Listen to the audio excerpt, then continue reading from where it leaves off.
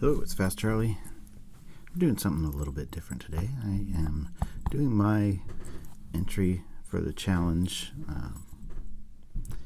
issued by LockPickingPatrolman that is being done in memory of his friend Joey, who passed away.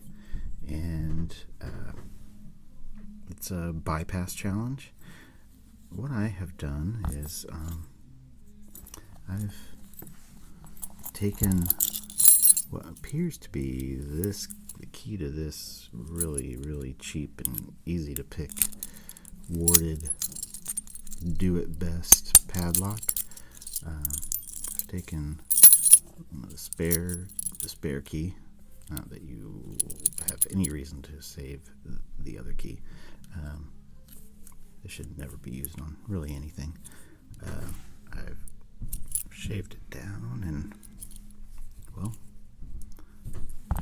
made it a pick or jiggler or whatever you want to call it. Anyway, I have this. It says it's a Reese. Yeah. It says it's a Reese lock. And it says Royal Certified Brass. And this is just exactly how I found it in the basement of my wife's grandparents. And yeah. And I have thought about this type of thing, like bypassing and really quick entries for emergency services personnel ever since I started picking locks.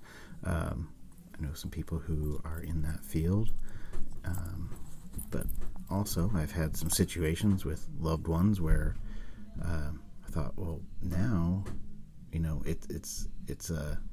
there's a known issue that is an emergency, but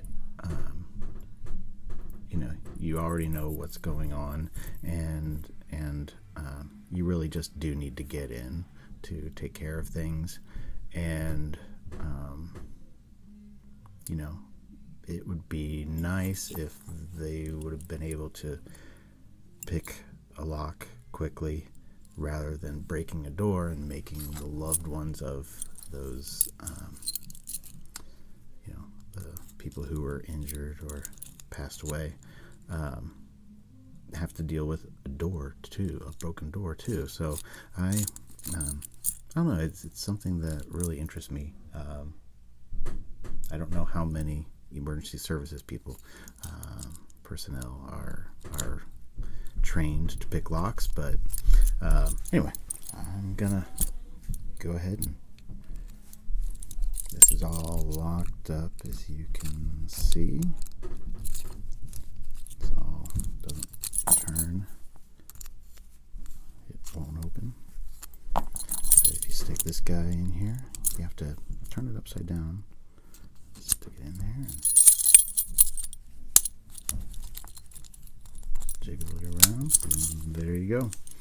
All right, good luck, everybody, with the challenge, and be seen around. Be good and be well.